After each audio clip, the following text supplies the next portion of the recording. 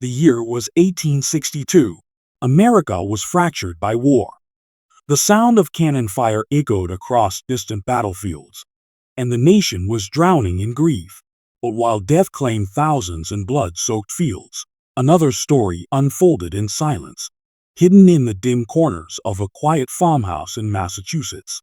A story that would never appear in history books, yet one that has haunted whispers of dark history ever since.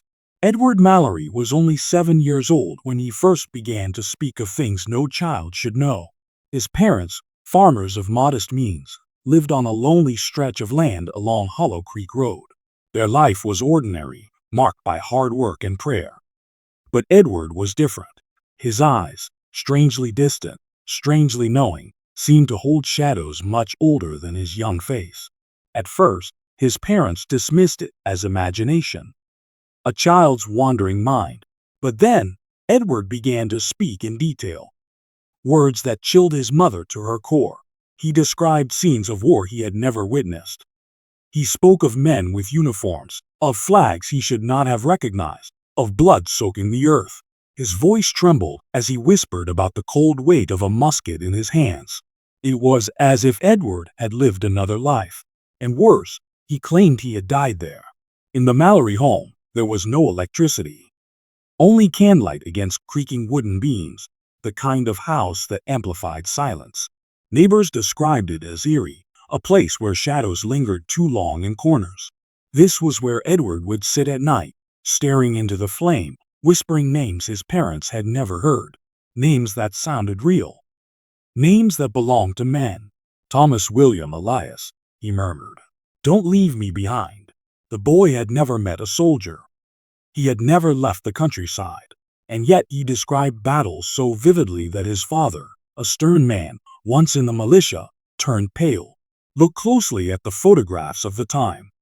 Black and white images of grim-faced soldiers, their eyes hollow, their bodies frozen stiff in post-mortem photography. Those old photos reveal the scale of death. But Edward didn't need the photographs. He described the horror as if he had been there, as if he had marched, fought, bled, and fallen. And so the mystery began. Was Edward Mallory cursed with visions of the dead? Or was he something even stranger, a child who remembered his own death? In 1862, stories like these were rarely spoken aloud. Families feared ridicule, but the Mallorys could not silence what they saw. At night, they swore they heard their boy muttering in his sleep, sometimes in a strange, forbidden language they did not recognize. A language that felt older than English, older than reason itself. His mother crossed herself and prayed. His father grew restless, convinced something sinister clung to the boy. There are no photographs of Edward Mallory that survive. But imagine him, pale, thin, with eyes that seemed far away. Imagine him clutching a wooden toy soldier in one hand while describing the death of a man who had lived and died before Edward was even born. Was it reincarnation? Possession? Or something darker, a hidden truth from history lost in time? The neighbors began to whisper. Some claimed the Mallory family was cursed. Others said Edward had been touched by spirits from the battlefield. And as the months passed, his stories only grew darker. But the most disturbing part was yet to come, because soon, Edward would begin to describe not just his death, but the exact moment it happened. And when he did, even the most skeptical began to fear that Edward Mallory carried a chilling secret that could not be explained. The Mallory farmhouse stood alone on a quiet stretch known as Hollow Creek Road. To strangers passing through, it was nothing more than an old wooden house surrounded by fields, a place of humble survival. But to the villagers who lived nearby, the Mallory home carried a reputation. They called it the house that never seemed warm. Even in summer, when the sun poured down, shadows clung stubbornly to its walls, as though the building itself resisted light. The Mallorys were not a strange family by outward appearance. Henry Mallory worked the fields, shoulders bent with years of labor. His wife, Margaret, tended to the home with a silent devotion. But when Edward was born, neighbors claimed the farmhouse felt different. Some said animals grew restless near the property. Horses refused to pass at night, Others spoke of seeing pale figures in the upper windows, though the family swore no one was there. In the 1860s, such superstitions were common. Rural life was hard, filled with death, disease, and silence. But Hollow Creek Road carried something heavier than superstition. And it was inside this house, beneath its creaking rafters and dim lamplight, that Edward's strange words first began to echo. At night, the Mallorys would gather by the fire. Margaret would mend clothing, Henry would smoke his pipe, and Edward, quiet, pale, would sit staring into the flames. He hardly blinked, as if he were watching something move inside the fire that no one else could see. Then, in that flat, unchildlike voice, he began to speak. Not stories of fantasy or dreams, but descriptions of war. Mud, smoke, cannon, screams.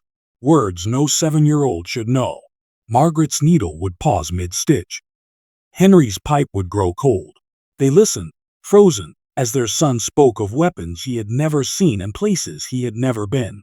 He described uniforms in eerie detail, dark wool coats, brass buttons, insignias pressed into metal. When Henry demanded to know where he had learned such things, Edward simply shook his head. "I was there," he whispered, "but not as me." In a time when families clung to faith for survival, such words were terrifying. Margaret begged her husband to ignore it, to chalk it up to imagination. But Henry was not so easily comforted. He had served briefly in the militia in his youth. He knew enough of war to recognize the truth in Edward's descriptions. The house itself seemed to absorb the boy's words. At night, the air inside the farmhouse felt heavier. The wooden walls groaned as if under a weight no one could see. And neighbors noticed changes, too. When they visited, they claimed the house felt colder than it should. They said Edward's eyes unsettled them, eyes that seemed too old, too knowing. Look closely at the old photographs of homes from this era. Faded black and white images of families posed stiffly on porches. In many of these forgotten photos, there is a stillness, a lifelessness. But imagine one such photograph of the Mallorys. Henry with his stern expression, Margaret with her tired hands, and Edward standing between them, staring directly into the lens with eyes that seemed to follow you long after you looked away. The Mallory home became a place of whispers. Some villagers believed the family had drawn spirits to themselves, perhaps by settling on cursed ground. Others suggested the house itself was haunted, its timbers soaked with old tragedies no one remembered. But the most sinister rumor was that Edward wasn't truly Henry and Margaret's child at all, that he was something else, a spirit wearing the mask of a boy. Margaret wept when she heard such talk. She was a devout woman, desperate to protect her child. But even she could not explain the strange language he sometimes spoke at night. Words that seemed older than English, syllables that bent the ear in unnatural ways. Henry described it as a forbidden tongue, something no man should understand. And yet Edward whispered it as if it had lived in him forever. One evening, as the wind howled outside and branches clawed against the shutters, Edward turned to his mother and asked a question no child should ever ask. "Do you remember dying?" Margaret's sewing fell from her hands. She stared at her son in horror. He waited, patiently, as though expecting an answer. But she had none. The Mallory house fell silent. Only the wind answered. From that night forward, Hollow Creek Road was never the same. People avoided the farmhouse, crossing to the other side of the path rather than walk too close. They whispered about the boy who spoke of death. They said the Mallory family carried a shadow on their shoulders, and some swore that, late at night, a flickering light could be seen in the attic window, long after the family had gone to bed. Inside the house, Edward grew stranger still. He began waking at night, wandering the halls barefoot, whispering to someone unseen. His parents found him standing in the dark kitchen, murmuring to the shadows as though speaking with a visitor only he could see. And when Henry demanded to know who he was talking to, Edward's answer chilled him to the bone. "He was me before I was me." The father did not ask again. Hollow Creek Road was a quiet place, a place of ordinary families and ordinary lives. But the Mallorys were no longer ordinary. Their home had become a vessel for something ancient, something eerie, something lost in time, and the boy at the center of it all was slipping further away from the world of the living. By the autumn of 1862, the Mallory household had become a place of unease. The neighbors whispered, the family prayed, but nothing silenced the strange words of Edward Mallory. He was only 7, yet he carried himself with the weariness of a man twice his father's age. His voice, when he spoke of certain things, no longer sounded like a child at all. It began with fragments. Short phrases murmured under his breath when he thought no one was listening. But soon, the fragments grew into stories. One evening, as Margaret prepared supper, she heard her son muttering in the corner. His tone was flat, cold, like someone reciting memories rather than inventing tales. They were everywhere, Edward said. The ground was wet. Mud clung to my boots. The cannon smoke burned my lungs. Margaret dropped her spoon. Her hands trembled. She asked him who he was talking about. Me, Edward replied softly. But not me. Hear me before. His parents exchanged glances of dread. Henry tried to demand answers, but the boy only lowered his head, as if ashamed of what he knew. The words became more vivid with each passing week. Edward described men by name: Thomas, Elias, William, names that his parents had never spoken in his presence. He spoke of battlefields littered with bodies, of bayonets glinting in firelight, of blood seeping into frozen soil. Look closely at the old photographs from that time. Rows of soldiers staring blankly into the camera, faces young but hardened, expressions already etched with death. These are the men Edward claimed to remember. He spoke of them not as strangers, but as brothers, as comrades. Henry Mallory, who had fought briefly in a militia years before, recognized details his son should not have known. The boy described regiments, formations, even the sound of the bugle calls that roused men at dawn. His father tried to catch him in error, but Edward's descriptions were flawless. Where did you learn this? Henry demanded one night, slamming his fist against the table. Edward's answer came in a whisper. I didn't learn it. I lived it. The room fell silent. The fire sputtered, and Margaret, pale as a sheet, clutched her rosary until her knuckles turned white. The whispers spread beyond the family. In the village, rumors grew darker. They said the Mallory boy spoke in a forbidden language at night, words that no one could translate. They said the family was cursed, that Edward was the reincarnation of a restless spirit who had clawed his way back into the living. Others believed it was worse than that the boy was possessed. The Mallorys stopped inviting visitors. They lived in isolation, the farmhouse growing colder with each passing day. The walls seemed to lean inward, the air heavy with dread. Margaret confessed to her sister in a letter that she sometimes heard footsteps at night, though Edward was asleep in his bed. She even claimed that once, when she passed his room, she saw the shadow of a man standing over her son. A man taller, broader, not Edward at all. The whispers inside the boy's head began to spill into his waking hours. He no longer spoke of toys or games. He spoke only of war, of pain, of death. His eyes glazed over as though he were not truly present. And then came the most chilling detail of all. He began to describe the moment he died. The bullet hit me here, he whispered one evening, pointing to his chest. It burned. I couldn't breathe. I fell into the mud. I tried to crawl, but my arms wouldn't move. I heard them shouting. And then, darkness. Margaret wept, clutching her son tightly, but Edward's face remained calm, almost detached, as though death was no longer a nightmare, but a memory etched into his soul. Henry, though he tried to appear strong, grew pale each time his son spoke. He began to drink more heavily at night, retreating to the barn, unwilling to sit in silence with the boy who remembered dying. Look closely at the disturbing images of children from that era. Faded post-mortem photographs, where grieving families pose with lifeless bodies dressed to look alive. They stare at you with blank eyes, caught between life and death. Edward was alive, but his presence gave the same sensation, like a child who had already crossed the threshold once before. The whispers of a past life grew more insistent. Edward began to speak as if he were two people at once, the boy his parents knew, and the soldier he claimed to have been. At times he referred to my mother, and when Margaret corrected him, he shook his head. Not you, he whispered. My other mother. The farmhouse grew colder still.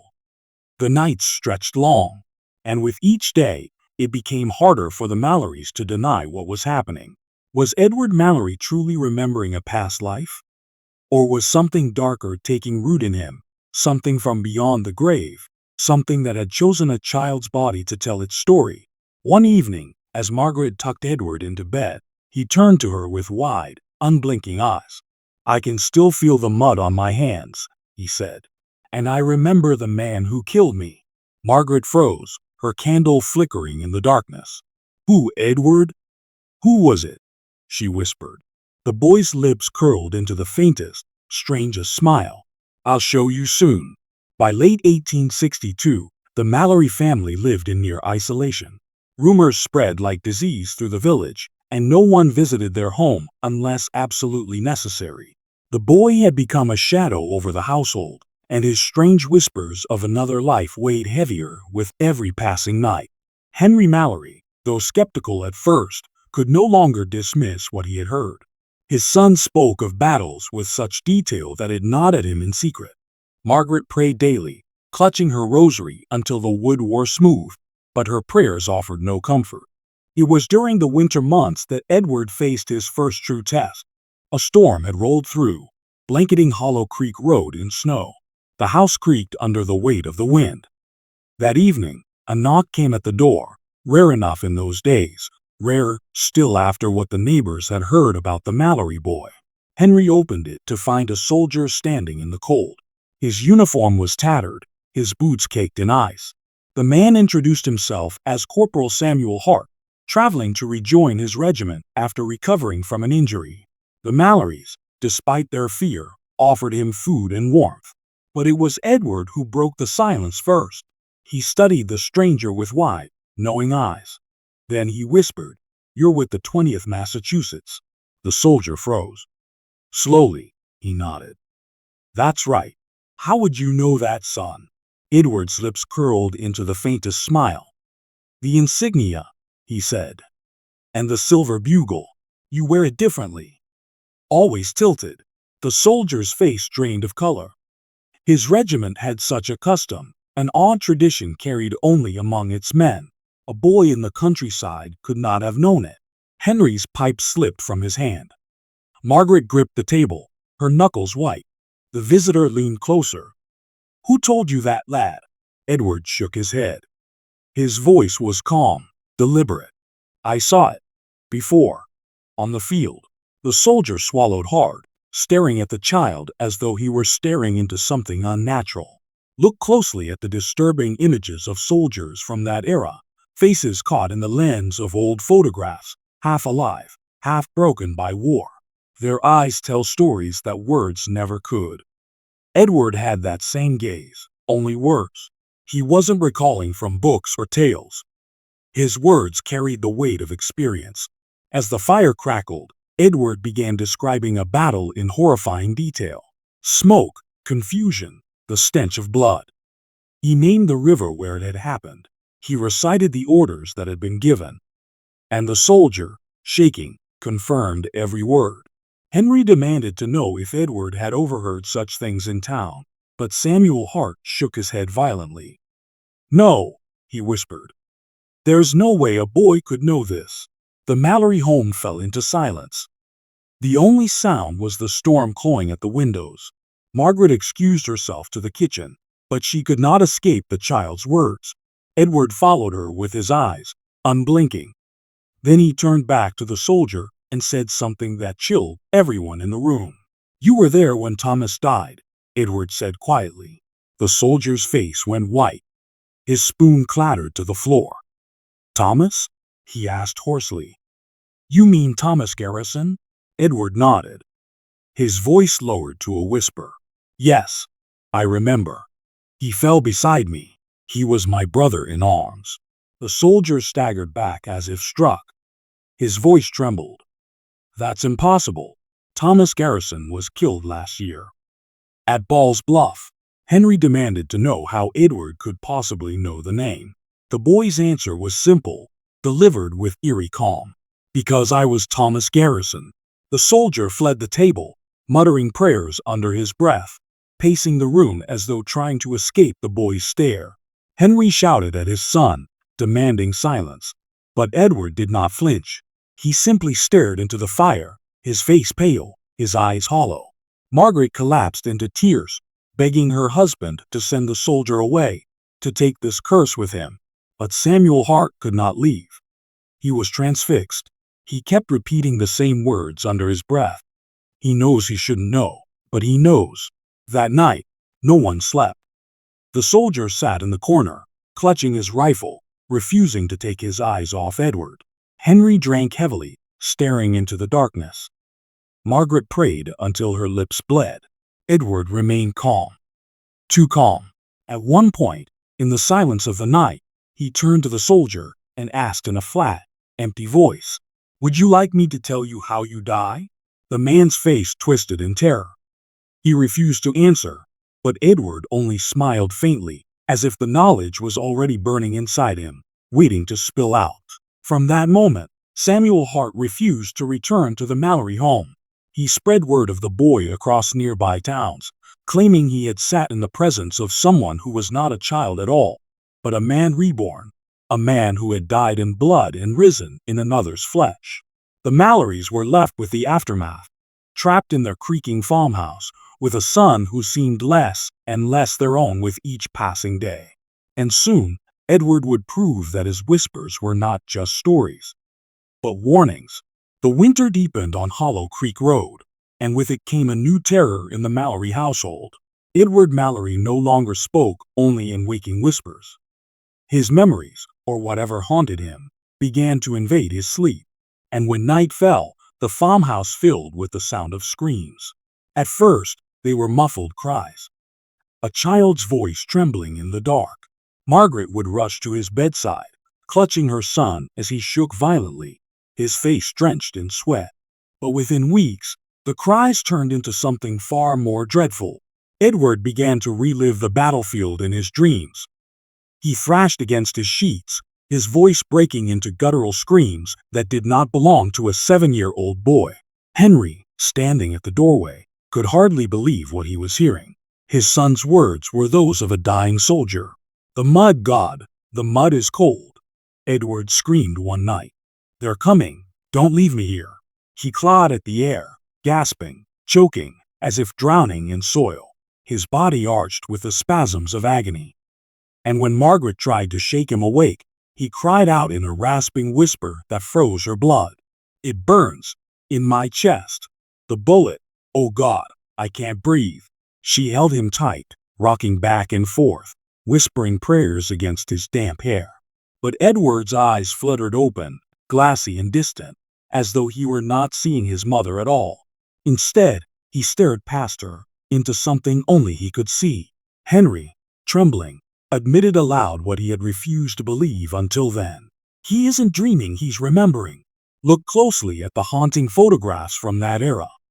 Post-mortem portraits of young soldiers, faces pale, bodies arranged to look alive. Families clung to these disturbing images because they were the only proof their sons had existed at all. Edward's dreams carried the same weight as those old photographs, frozen moments of death, too vivid to be imagination. Soon, the dreams grew worse. Edward began speaking names in his sleep, names of soldiers long dead. Margaret kept a small notebook, writing them down in desperate hope to make sense of it. Elias, Samuel, Jonathan, William.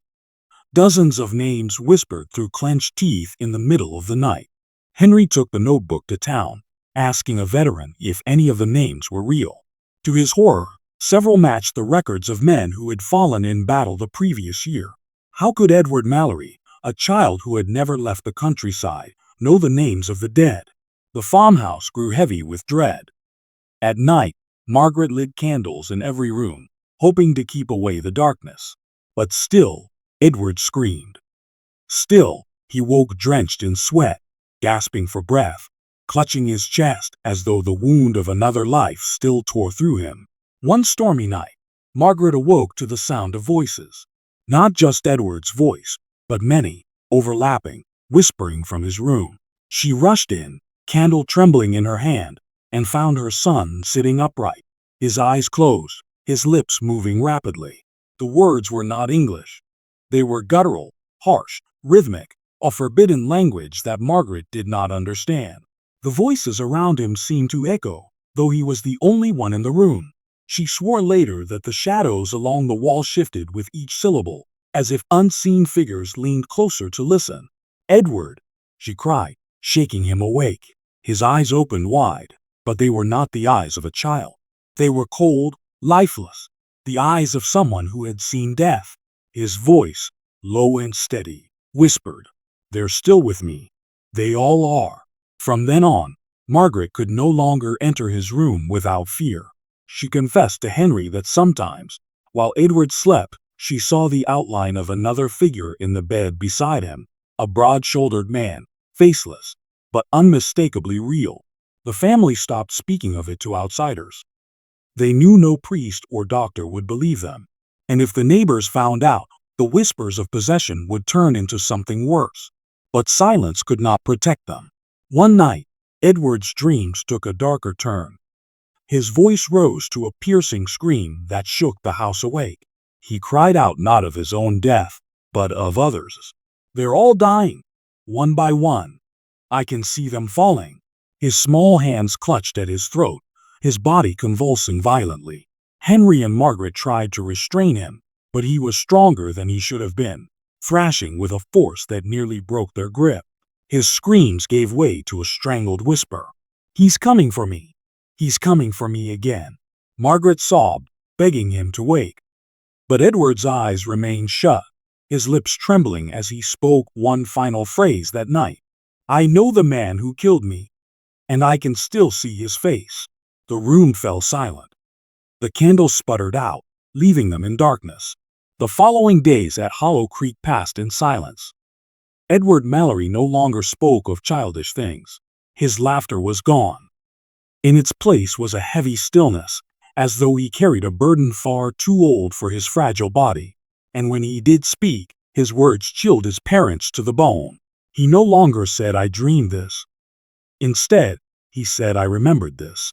Henry Mallory, though hardened by years of farm labor and the bleakness of the war outside their valley, found himself trembling at his son's voice. Edward spoke not as a boy, but as someone recounting his own execution. He described the moment of death with an intimacy that no child should understand. One evening, Henry sat at the wooden table with the notebook of names Margaret had collected from Edward's nightmares. His hand shook as he turned the brittle pages. Elias, Samuel, Jonathan, William. The list went on. The next morning, he traveled to town, seeking out Captain Willis, a retired officer who kept careful records of the men who had fought in the early campaigns. Henry presented the notebook, each name scrawled in Margaret's desperate handwriting. The captain adjusted his spectacles, scanning the list. His face drained of color. "These men," he whispered, "they're gone. All of them. Shot, drowned, trampled. Each one fell in battle last year." Henry's heart sank.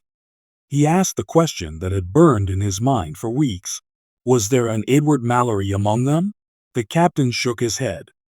"No Mallory. But," he paused, running his finger down the records. "There was an Edward. Edward Morris. Died in 1861. Shot through the chest at close range. Left behind no family. No grave. His body was never recovered." Henry froze. The name struck him like a bell.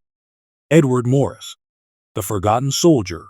When Henry returned home, his boots heavy with mud, he told Margaret what he had learned. She crossed herself and wept. Their son, Edward Mallory, was living the memories of Edward Morris, the boy soldier lost to time. That night, Henry asked his son directly, "Edward, do you know this name? Edward Morris?" The boy's face went pale. His lips trembled. Slowly, he nodded. "That was me. That's who I was." The air in the room grew heavy, suffocating. The candlelight flickered as if disturbed by an unseen hand. Margaret collapsed into her chair, whispering prayers. Henry sat in silence, staring at the child who bore his name, but carried another man's death inside him. From that moment on, Edward Mallory's memories sharpened. They came not as fragments of dreams, but as clear recollections. He spoke of the battlefield in chilling detail, the stench of gunpowder, the cries of men torn apart, the taste of iron in his mouth. His tiny fingers traced an invisible rifle against the table. He described the shape of the insignias, the pattern of the buttons on the soldier's coat, the exact shade of mud where he had fallen. Look closely at old photographs from that era, young soldiers, barely men, staring into the camera with lifeless eyes. Many never returned, their faces captured in images that families would clutch for decades. Edward's descriptions matched those frozen portraits with unnerving precision, but it was not only the battlefield he recalled. Edward began to whisper about the man who killed him, a soldier with cruel eyes, whose face he could never forget. "He knew me," Edward whispered, "and he wanted me dead." The Mallorys exchanged fearful glances. Was this merely the imagination of a troubled child, or the testimony of a soul trapped between lives? Weeks passed. The boy grew weaker, his nights tormented by visions. One evening, Margaret found him kneeling by the window, staring into the fields where the fog curled low to the ground. "They're calling me," he said softly. "Who?" she asked, her voice trembling. "The others. The ones who never left. The forgotten soldiers." And as he spoke, Margaret swore she saw movement in the mist, shapes that were not trees, shadows shifting against the pale moonlight. She slammed the shutters closed, clutching Edward to her chest. But he only smiled faintly, as though comforted by the presence of those unseen companions. Henry's fear turned to obsession. He wanted proof. He scoured war records, reading casualty lists by candlelight, searching for every detail Edward muttered in his trances. Again and again, the words of the child aligned with reality. Names, dates, places, all matched the blood-soaked history of the war. One name, however, did not appear in the records. The man Edward claimed had murdered him. The soldier with cruel eyes. The missing piece of the puzzle.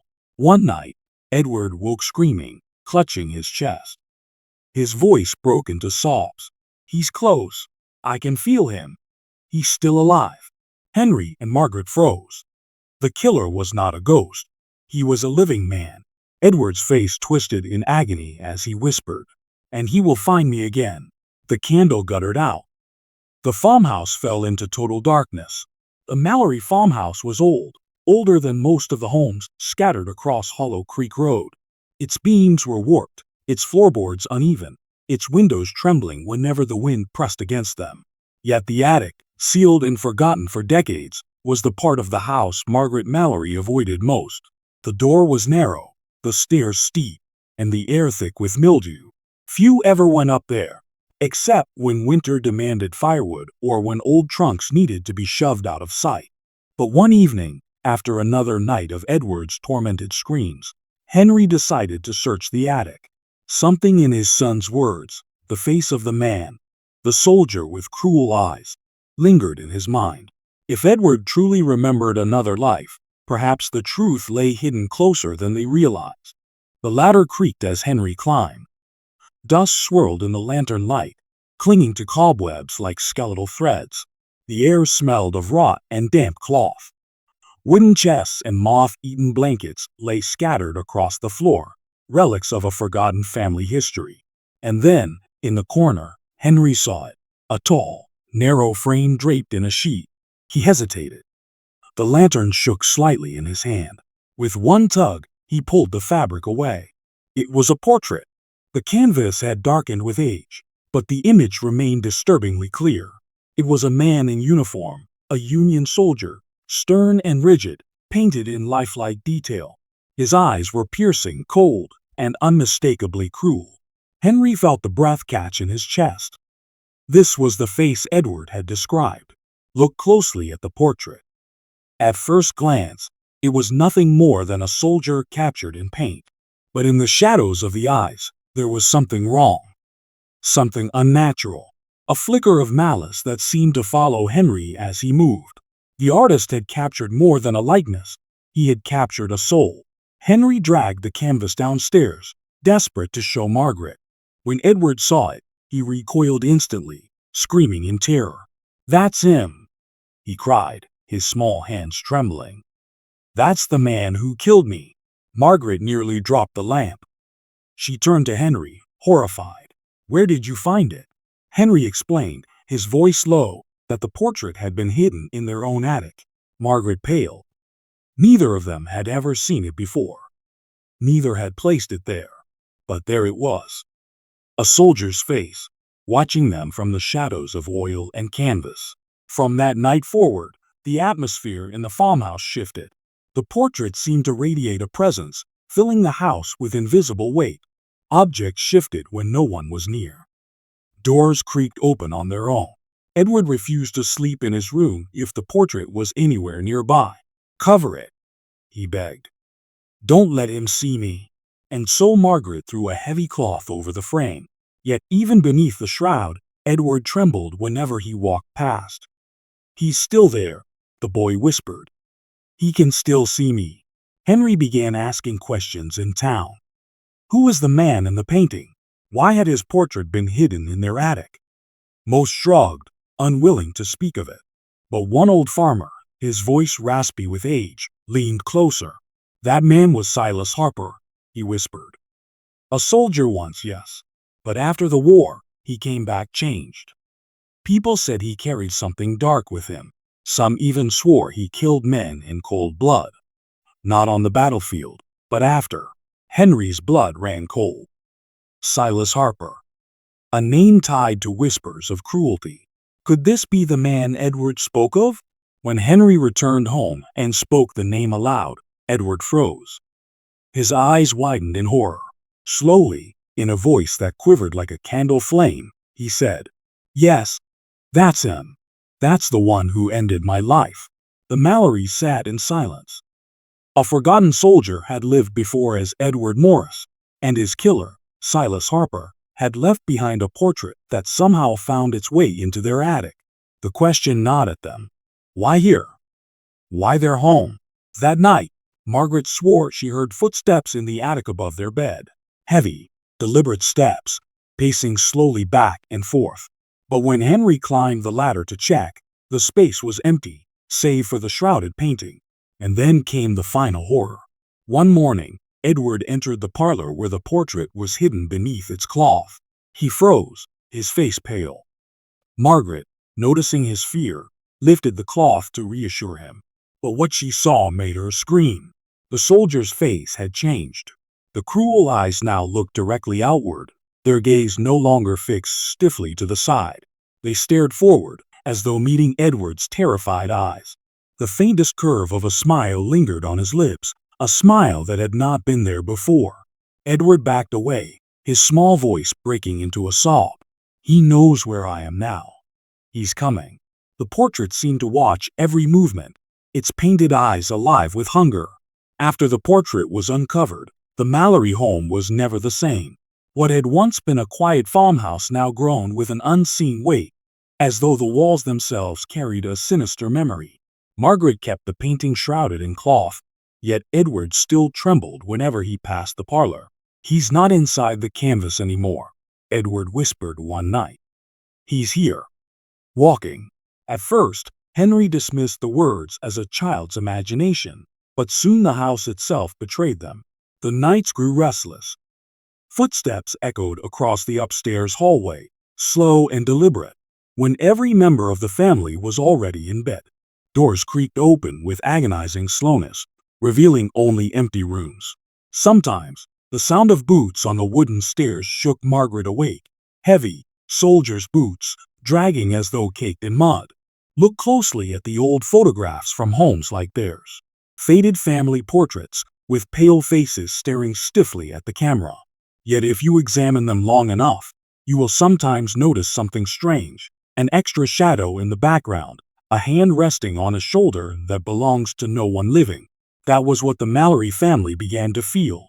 The presence of someone standing just outside the frame of their lives.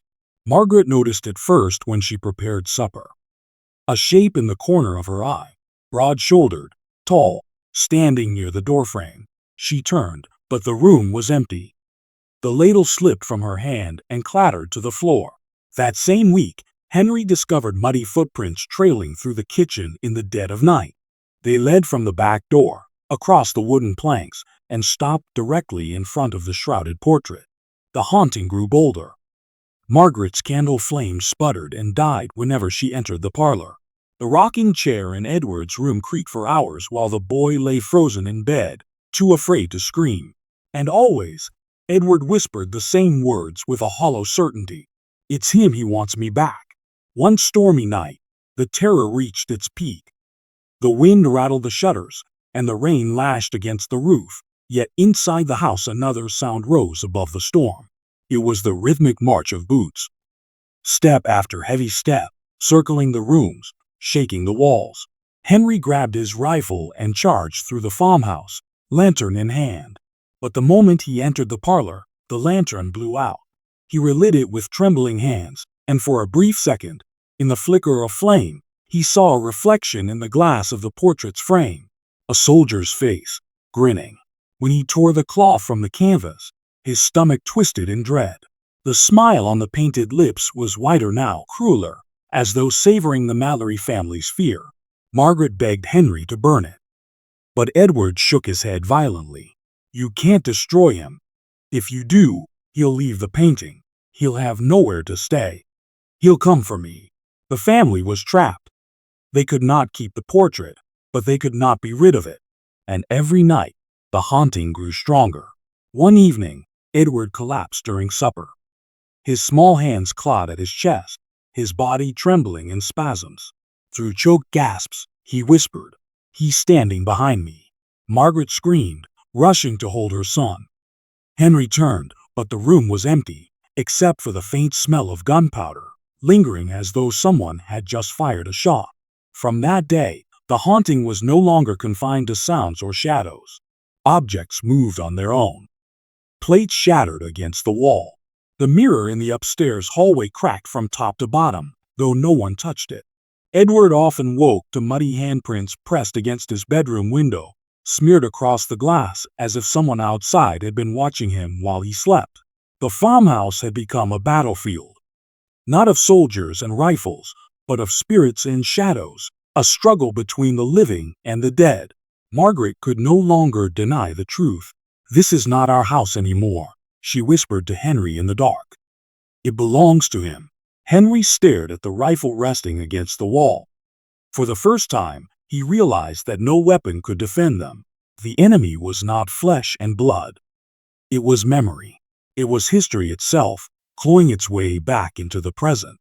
And then, one night, Edward revealed the final horror. His face pale, his voice barely a whisper, he confessed, "I know what he wants. He wants me to die again, so I can stay with him forever." The candle beside his bed extinguished with a hiss, plunging the room into darkness. The Mallory family had reached the breaking point. Weeks of sleepless nights had turned their faces hollow, their eyes rimmed with fear. The portrait loomed like a curse in the parlor, shrouded beneath its heavy cloth. Yet no matter how much they tried to ignore it, the soldier's presence lingered. Edward was no longer the same child. His voice grew deeper in tone, his words sharper, more precise, like a man recounting memories rather than a boy speaking dreams. Margaret clung to him desperately, yet even she began to admit the unthinkable. Their son was not entirely their own. One evening, as the fire burned low, Edward sat at the kitchen table with his parents. His small hands folded tightly, his pale face lit by the dim glow of the flames. His eyes, however, seemed far away, focused on something beyond the room. "I need to tell you everything," he said quietly. "I need to confess." Margaret's hands shook. "Confess what, Edward?" The boy lowered his gaze. His lips trembled as he whispered, "My death, how it happened, and why he will never let me go." Henry leaned closer, his jaw set, though his own hands trembled. "Then tell us, son. Speak." Edward took a deep breath. His voice broke, fragile yet steady. I was Edward Morris. I was a soldier. I wasn't brave. I was scared. The ground was thick with mud, the air full of smoke. I tried to run, but I fell. I remember the weight of my rifle slipping from my hands. And then, his eyes filled with tears. He pressed a hand to his chest. The bullet struck here, hot and burning. I couldn't breathe. I begged for help, but he came instead. Margaret's heart froze. Who came? Edward's face twisted with terror. The man in the portrait. Silas Harper. He stood over me. He looked down and smiled. I thought he would save me. But instead, he pushed me deeper into the mud. He pressed his boot against my chest until the light went out. The room fell silent, broken only by the crackle of the fire. Margaret's sobs filled the stillness, her hands covering her mouth. Henry stared at his son, his mind racing. Murder on the battlefield, a soldier betraying another. Edward continued, his voice hollow. He didn't kill me because of the war. He killed me because he wanted me gone. He knew me. I saw it in his eyes. It wasn't chance. It was hate. Henry demanded answers. Why? Why you? The boy shook his head. I don't know. But I feel it. He took something from me. And now he wants it back. That's why he follows me. That's why he won't let me rest. Look closely at the fading portraits of forgotten soldiers, faces stiff, lips pressed tight, eyes locked in eternal silence. How many of them carried secrets to the grave? How many were not killed by the enemy, but by their own? Edward's confession peeled away the veneer of history, revealing a sinister past lost in time. Henry rose from the table, pacing the room. He muttered in disbelief. A soldier murdered by his own comrade, buried not in the earth, but in silence. Edward lifted his eyes, and in that moment, his voice changed. It was deeper, rougher, the voice of a dying man, not a child.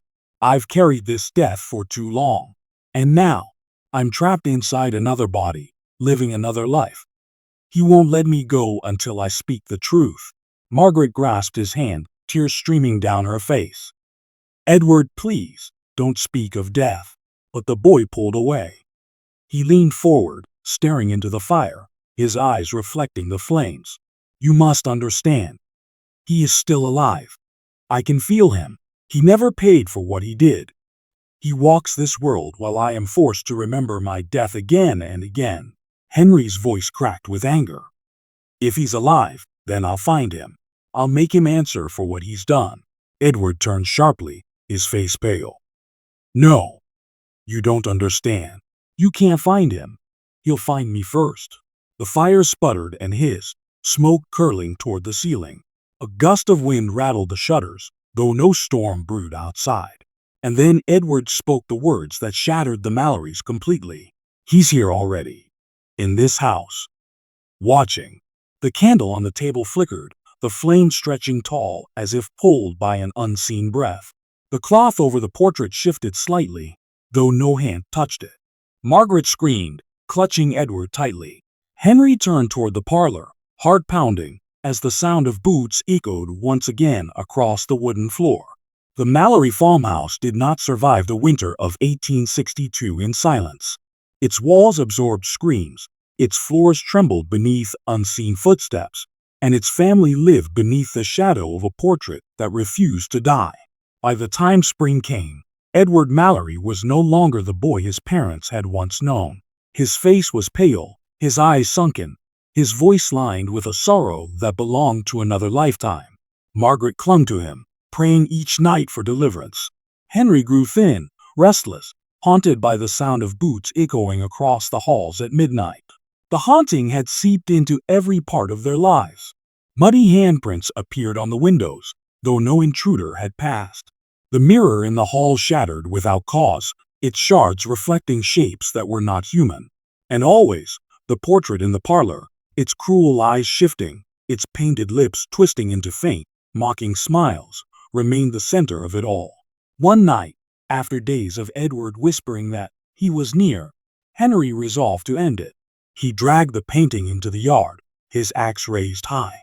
Margaret begged him to stop, But Henry's rage burned hotter than fear. He struck once, twice. The canvas split, the wooden frame splintered. Yet as the portrait tore, a scream unlike any human sound erupted into the night. It rolled across the fields, echoing like thunder, shaking the very air. Edward collapsed inside the house, clutching his chest, gasping as though the bullet had struck him once more. Margaret ran to her son, tears streaming down her face. "What's happening?" she begged. Edward's eyes flickered open. His lips trembled. "He's free, you let him out." From that night forward, the portrait was gone. Burned, buried, destroyed. But the presence it held did not vanish. Instead, it spread. The footsteps grew louder. The shadows grew darker. Edward no longer spoke of dreams or memories. He only whispered, over and over, "He is coming for me." And then, Edward Mallory was gone. One morning, Margaret entered his room to find the bed empty. The sheets neatly folded, the window open, muddy prints leading outward into the fields. No sound, no trace, only silence. The search went on for weeks. Neighbors combed the fields, the woods, the creek.